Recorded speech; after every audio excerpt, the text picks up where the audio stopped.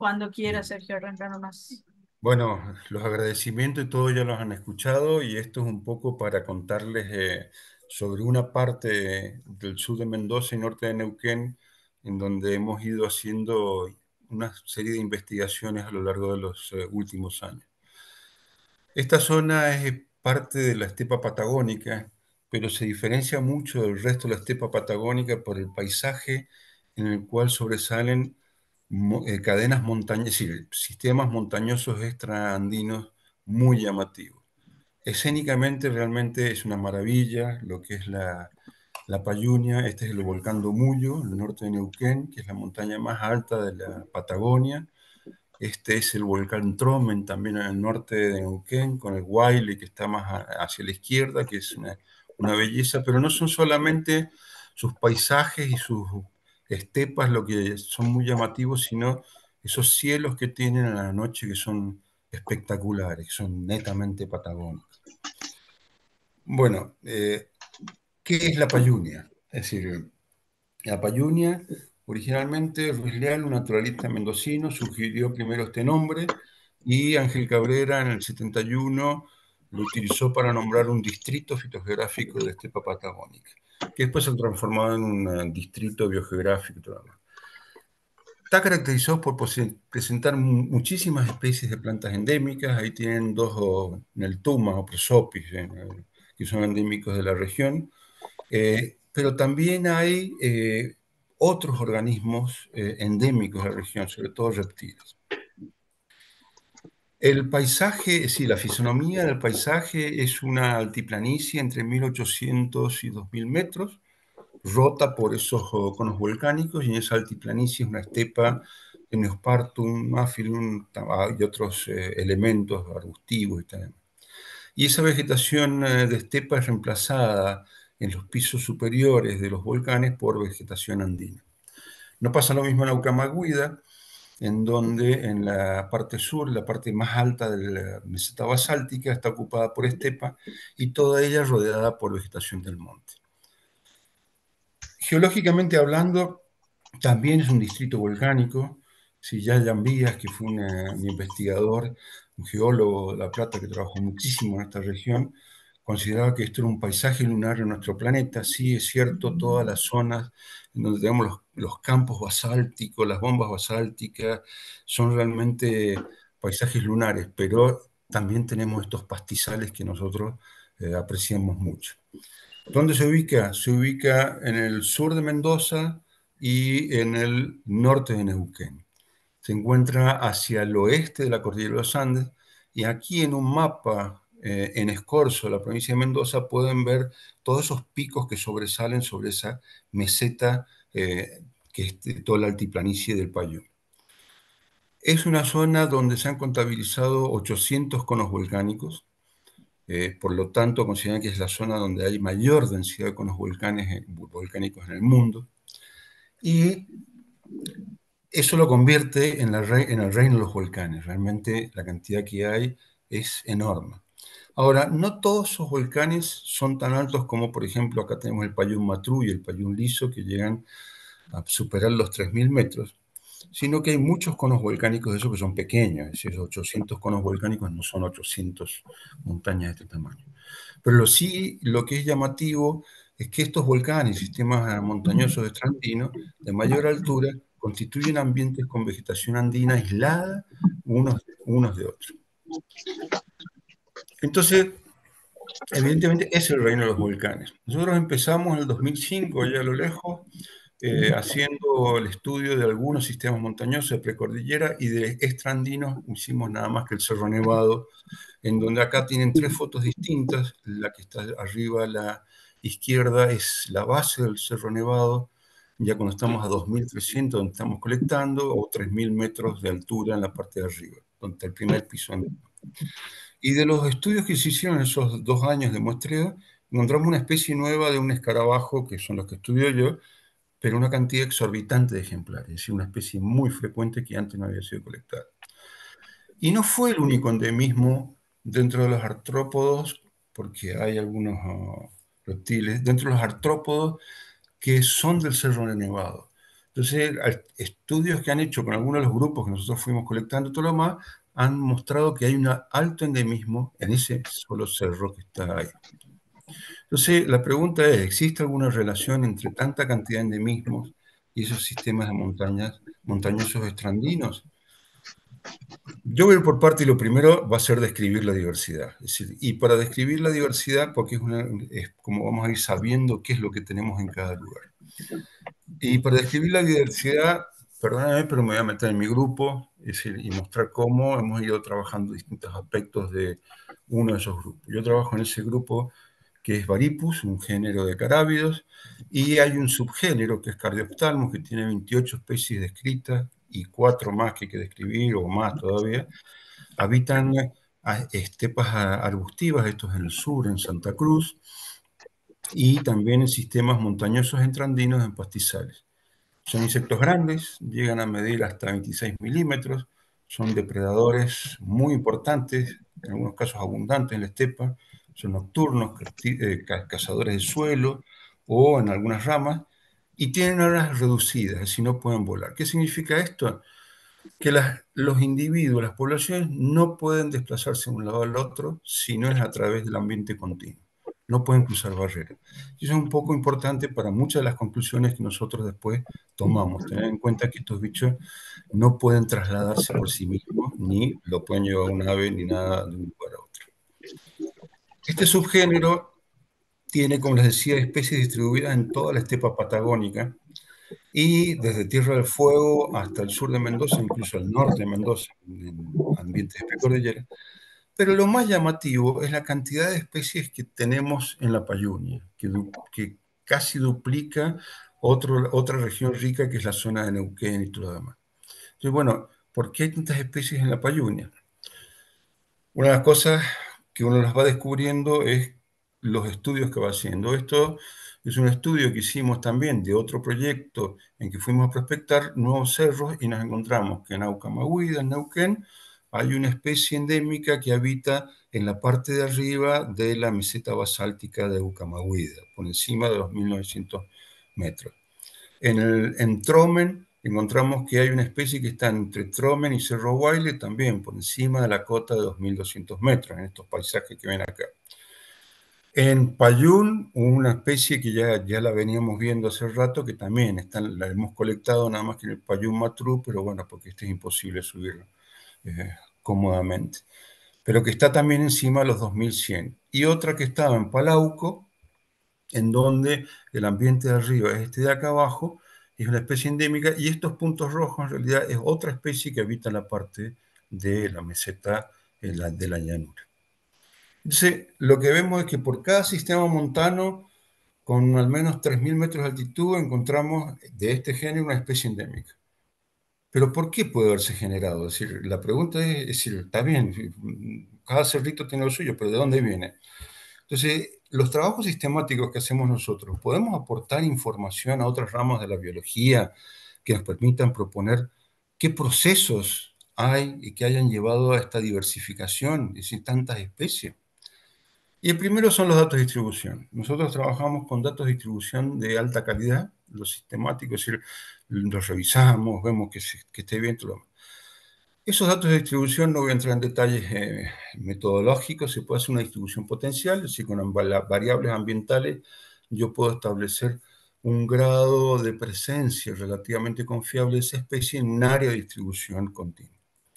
Para el caso de esta especie, Varipus mendocensis, que se distribuye justamente en la parte de la planicie del Payún, nosotros hicimos la distribución potencial de esa especie.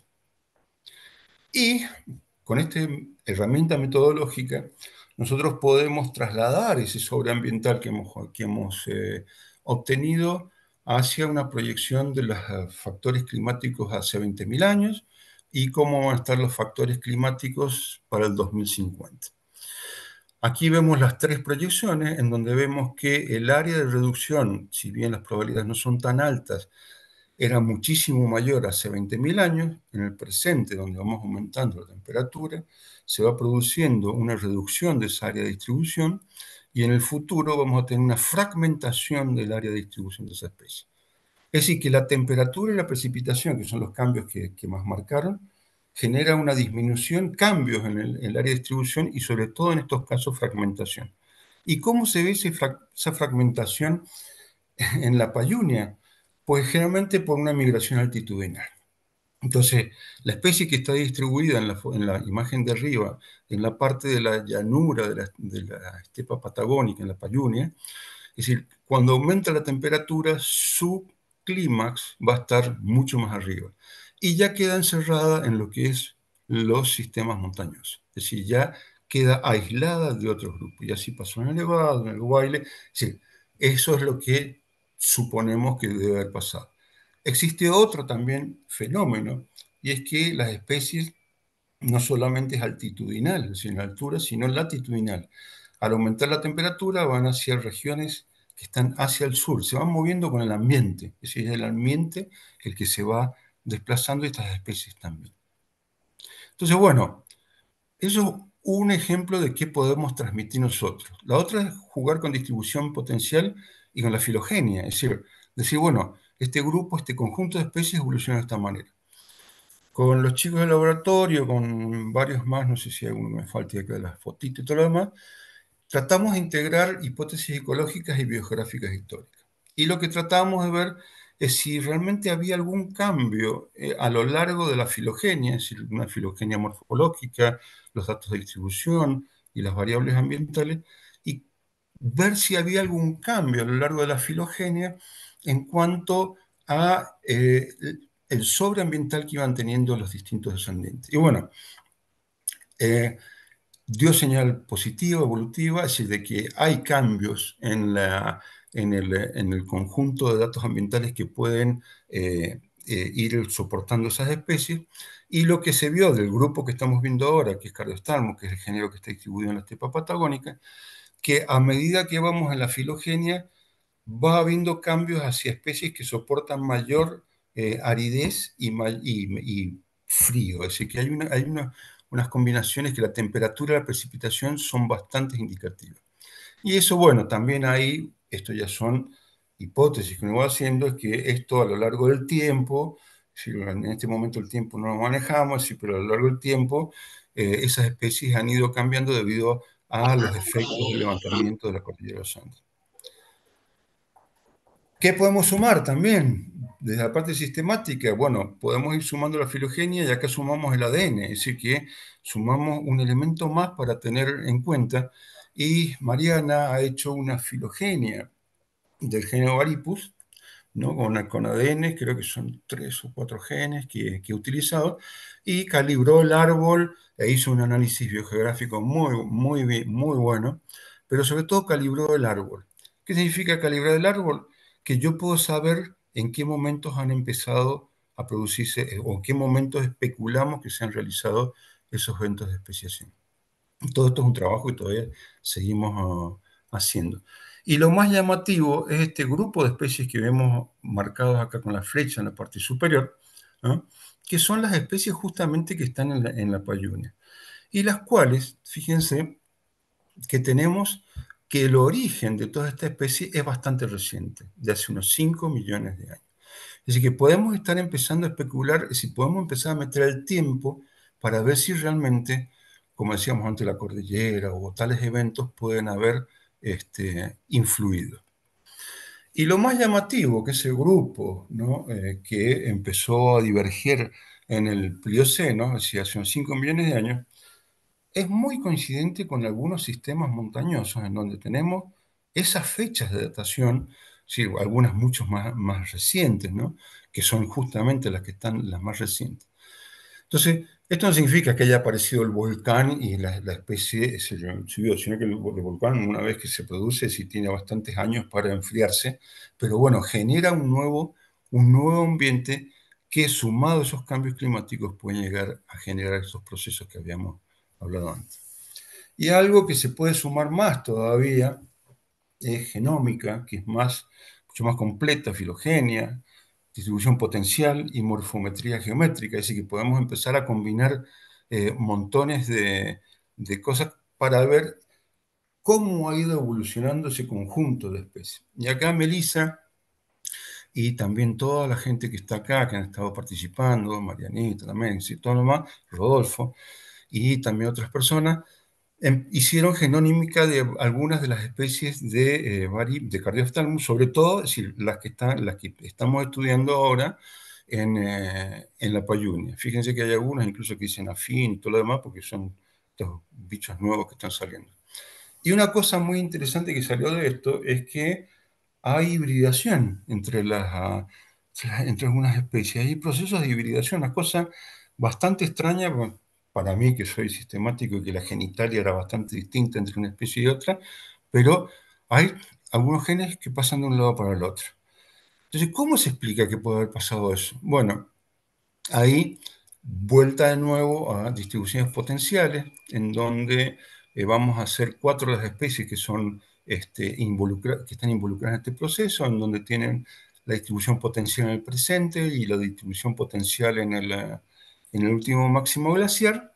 Y luego lo que hacemos es superponer esas distribuciones entre las distintas especies y lo que vemos es que en el pasado, que es la parte de arriba a la izquierda, las gráficos de torta están mostrando la cantidad de especies que se superponen en su área de distribución. Entonces, perdón, me estoy equivocando. En el presente tenemos muchísima menos superposición de la que había en el pasado. Es decir, en el pasado teníamos una superposición de área mucho más grande entre las especies. Y eso podría justificar, es decir, que haya superposición en la distribución, que en algún momento haya habido un intercambio. Pero hay otras cosas más también interesantes en este grupo, y es que la forma de algunas partes del cuerpo son distintivas no tanto para reconocer especies, porque hay otros caracteres que utilizamos, pero uno ya los ve y dice, no, esto tiene que ser de tal grupo, todo lo demás. Entonces, también los chicos hicieron morfometría geométrica, que esto yo lo hice en el 89, pero bueno, ahora lo hacen mucho más moderno y todo lo demás, tomando fotografías y todo lo demás, y se vio que estos son los resultados, los consensos que existen entre las distintas formas versus Palau, que es una de las que tiene esa integración, y da significativa con alguna de las especies. Entonces, no solo eso, sino que también hay una diferencia marcada, significativa, entre la forma entre el largo y el ancho del pronoto, entre las especies que viven en la parte de llanura y las especies que viven en ambientes de altura. Es decir, una cosa que no es de extrañar porque estos bichos son cazadores, es decir, perdón, son cavadores, no tienen las patas delante tan adaptadas para cavar, lo que hacen es ir golpeando el techo de la cueva, como ven ahí, ¿no? Y después, y con el pronoto, lo utilizan para empujar, para ir armando de cuña, el pronoto de la cabeza, que es lo que está acá adelante. Y después que juntan un montón de harina, van hacia atrás, si reculan, y van tirando la arena hacia afuera. Y entonces esa forma del pronoto, esa forma del élito y todo lo demás, e incluso la forma de la cocción, depende mucho del sustrato donde tenga que cavar. Y no es lo mismo una especie que habita la meseta a 1900 metros de altura, donde pueden ver que incluso es arena bastante suelta, a pesar de que pueda haber algo de piedra y todo lo demás, a lo que es a 3000 metros de altura, en donde la cantidad de pequeñas piedras es muchísimo mayor. Entonces eso podría estar marcando esa diferencia. Pero no nos quedamos ahí. Ahora hay otra chica nueva que trabaja, que es Victoria, la Vicky Jiménez. Entonces, hay cosas que empiezan a surgir. ¿Por qué? Ya he ido colectando montones de veces. ¿Por qué encuentro esta especie hasta acá? Estas son las dos localidades más hacia el este que conozco.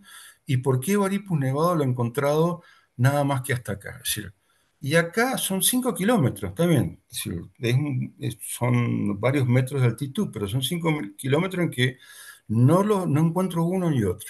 Entonces, ¿qué puede estar generando estas separaciones que uno ve ahí? Porque no hay tanta diferencia entre un lugar y el otro si uno va al campo.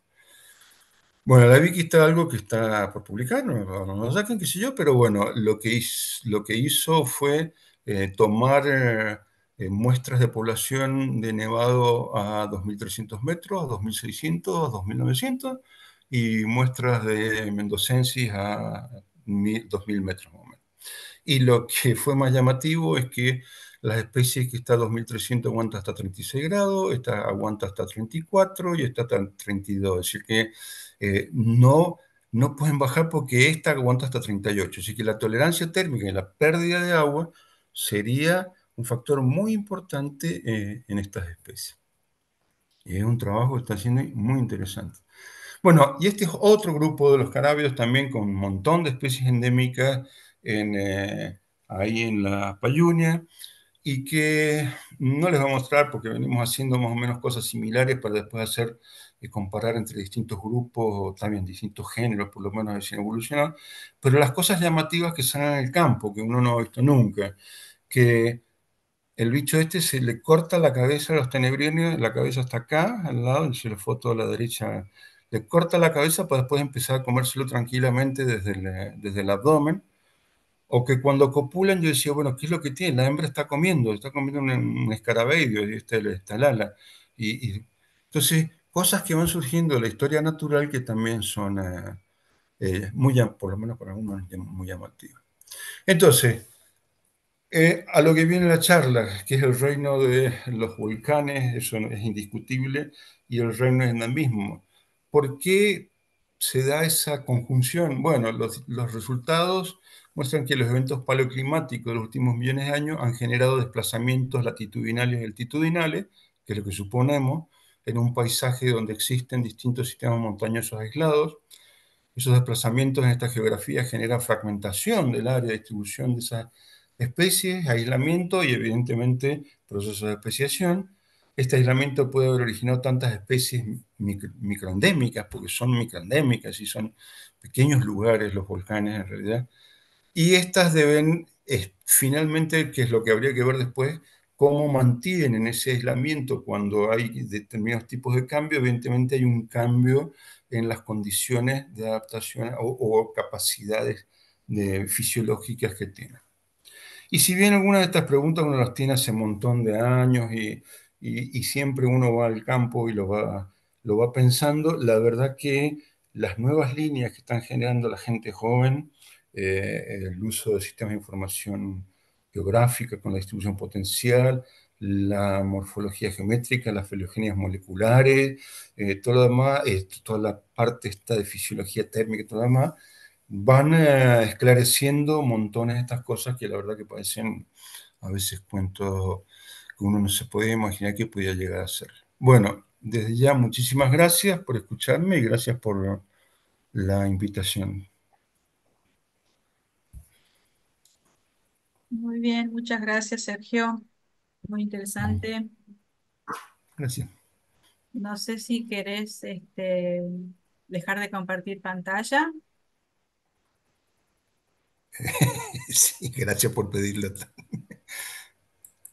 así empezamos si hay consultas. Le vamos Dejé a compartir. pedir, le vamos a ¿Está? primero pedirles disculpas por todos estos inconvenientes que esperamos para la próxima subsanarlos. Y ahora los que quieran hacer con preguntas, les pedimos que levanten la mano y si pueden hacerlo en forma oral, mejor. Si no tienen micrófono, la ponen la escriben en el chat. Así vamos siendo un poquito más ordenados. No sean tímidos y pregunten.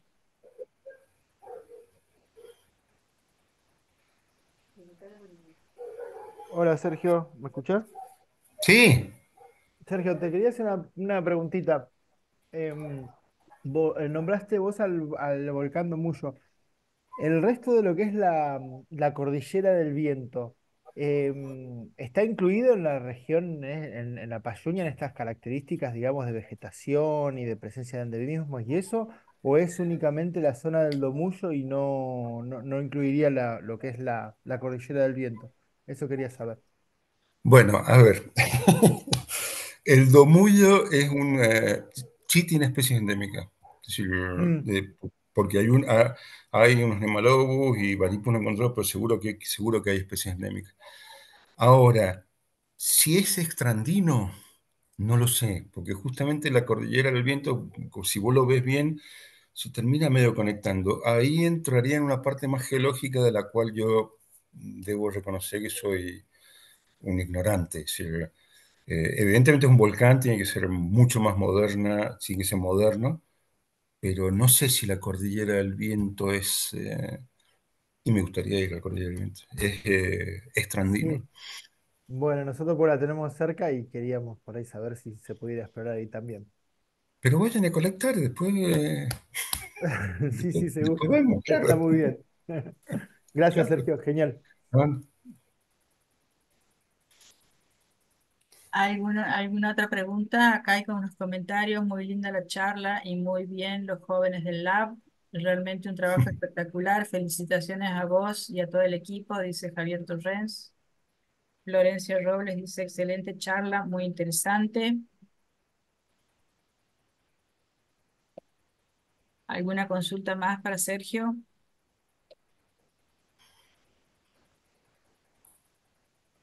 Javier Torrens.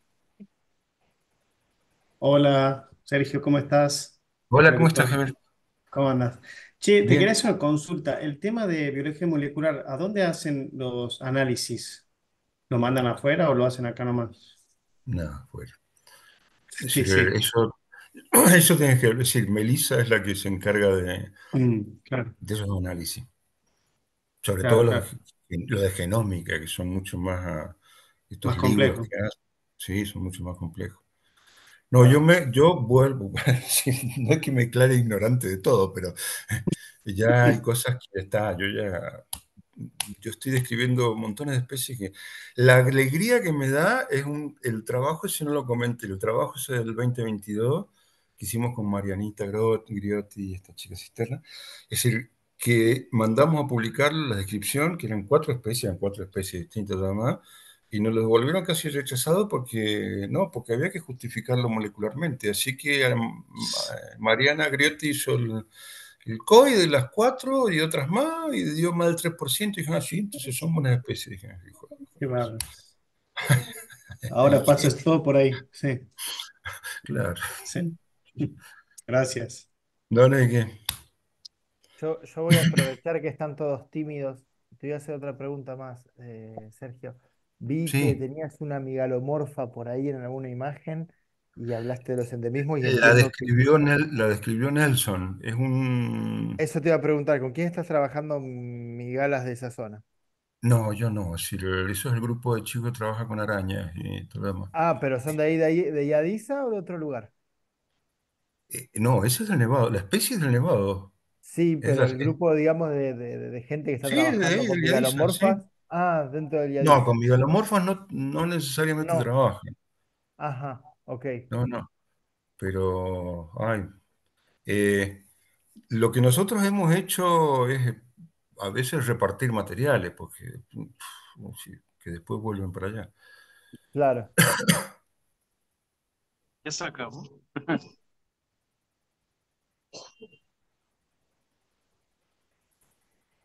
Ah, estaban haciendo las preguntas. ¿Y qué tal?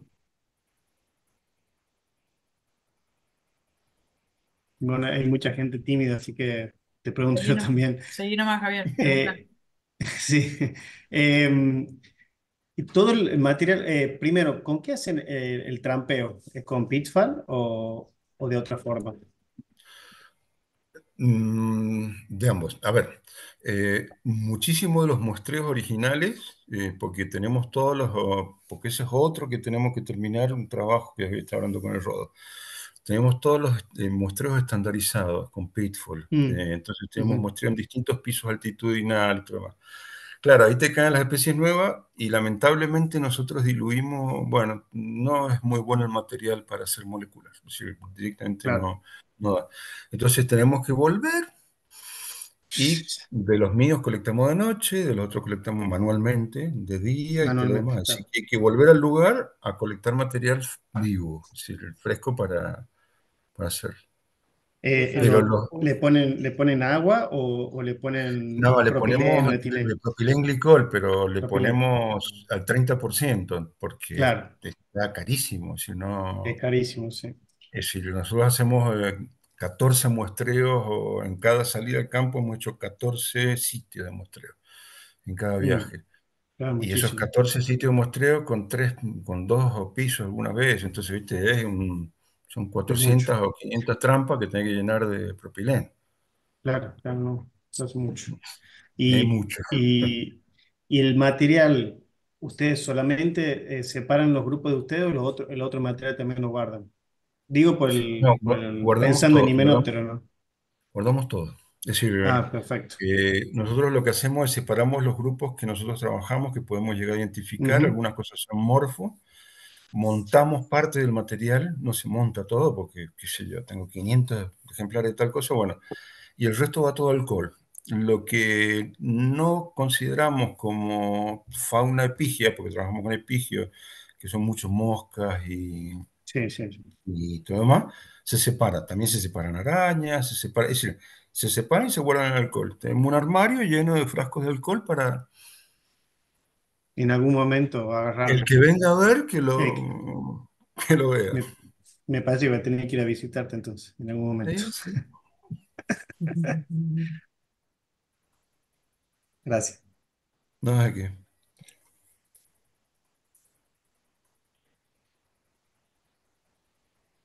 Bueno,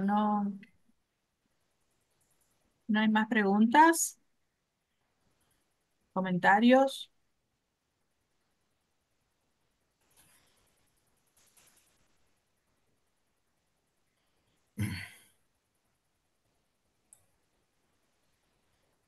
Los dejaste callados a todos, Sergio. Sí, sí, no entendieron nada, como decimos siempre, o no entendieron nada. No, estaba más que claro, che. Muy buen trabajo. Gracias, gracias. Excelente charla, felicidades por el trabajo y equipo, dice Cecilia Martínez. Alfredo Giraldo dice felicitaciones a Sergio y su equipo por los progresos en la investigación. Y no mucho más.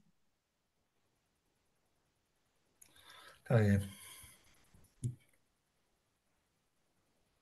No sé, Sergio, si vos querés hacer algún comentario final, alguna invitación así Eh, al himenopterólogo que se autoinvitó. están todos invitados, avisen con tiempo como para organizarlas. Tienen lupas para ver los materiales, siempre viene bien que vengan a revisar las colecciones. Eso lo saben perfectamente. No, bueno, yo nuevamente agradecer a todos ustedes haberme invitado a la Sociedad Entomológica, por haberme invitado.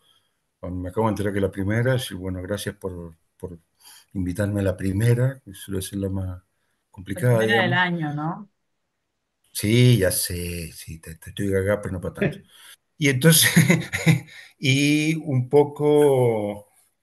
poco reflexionar en que si bien yo soy sistemático, como muy bien lo definió Lucía al principio, la sistemática sigue avanzando, si seguimos sumando nuevas líneas que nos ayudan. Sí, podemos seguir haciendo sistemática, es el sistemática en la cual describimos a nuestra diversidad, que es bastante importante, y a veces el descubrimiento de esta diversidad nos lleva a nuevas preguntas que permiten y generan o que pueden ser aplicadas nuevas líneas de investigación, ¿no?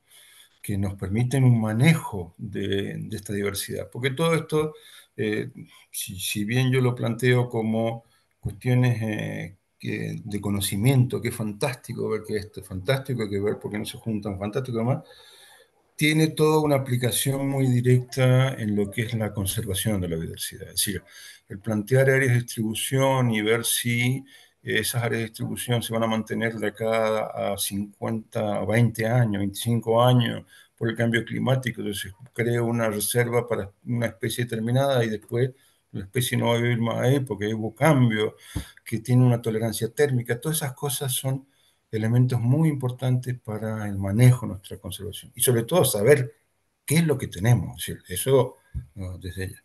Así que bueno, nuevamente, sí, muchísimas gracias y estaremos en contacto.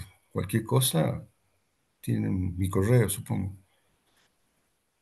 Bueno, muy bien, Sergio, muchísimas gracias. No hay de qué. Muchas gracias a Muchas todos gracias, Sergio. los que participaron y ya nos estamos viendo el mes que viene con la próxima charla, que esperemos sea menos accidentada que esta. Si te podés quedar un ratito en el Zoom que te tengo que hacer Sí, una preguntita que me mandaron de Conadivio. bueno, Muchas gracias a todos. Nos estamos viendo. Chao, hasta luego. Adiós. Chao, hasta luego, felicidades. Chao, chao. chao.